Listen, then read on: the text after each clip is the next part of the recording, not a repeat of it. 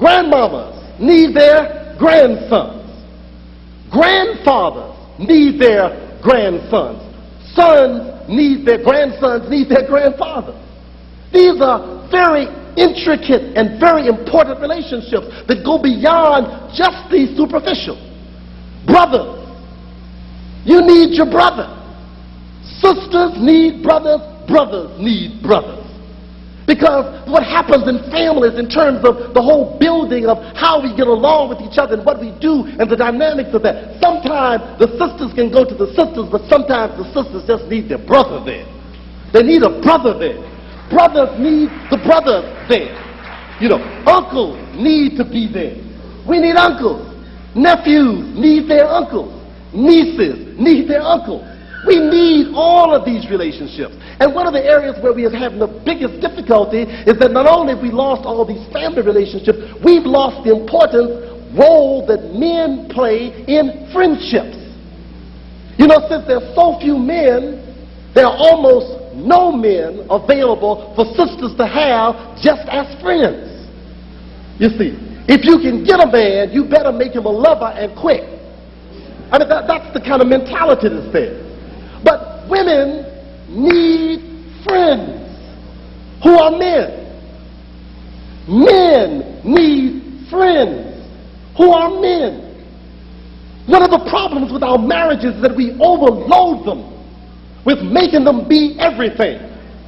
My wife and my mate is not supposed to be everything to me. She is my wife, but she's not my buddy. She ain't my pal.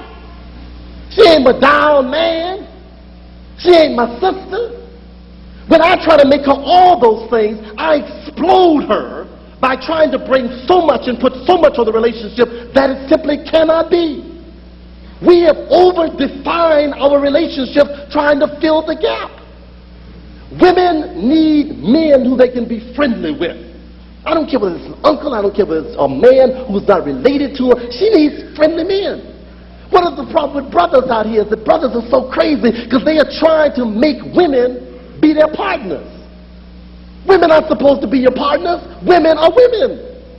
And they are not the same. The beautiful thing about women is that they are women.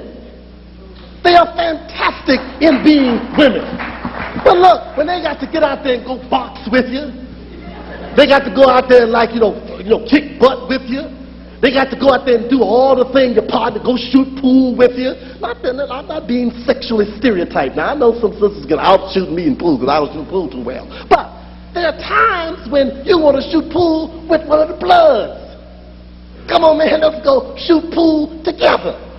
Because what the energy does when we are together is very different. Simultaneously, in the same way that sisters who have a much better thing at this than we do because there's still enough sisters around, sisters have friendships. That's what keeps them living. If they didn't have, even though some of them spend a lot of time tearing each other down, their sisters do have friendships with other sisters. They spend time on the phone. They spend time talking to each other. And that's the thing that begins to build what's there. We don't have enough of that. So not only are the children missing their fathers, the women missing their husbands, the sisters missing their brothers, etc., etc., etc., but we are missing our friends.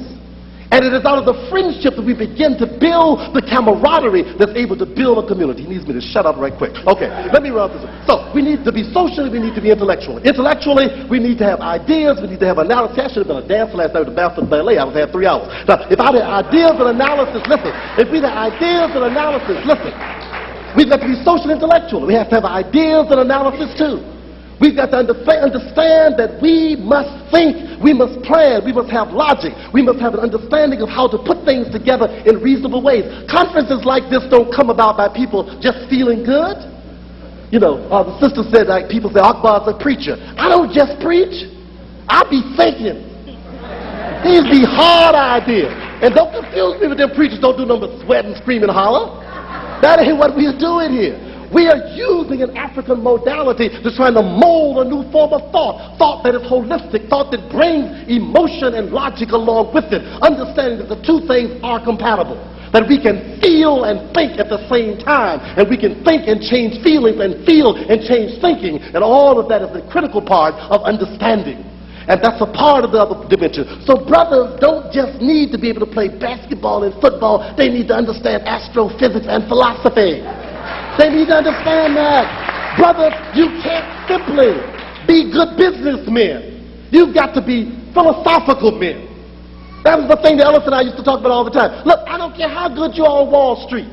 If you don't have any kind of philosophical understanding of how Wall Street is being used as an instrument to destroy the world, then you are an instrument of that destruction without understanding it.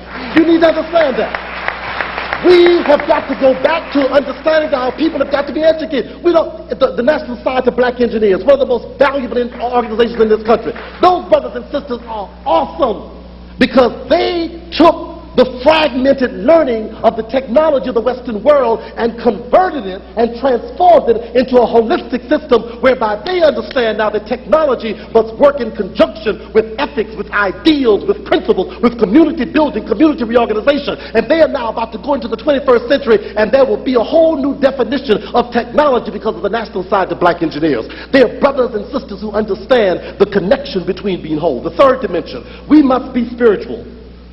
Yes, we must be spiritual.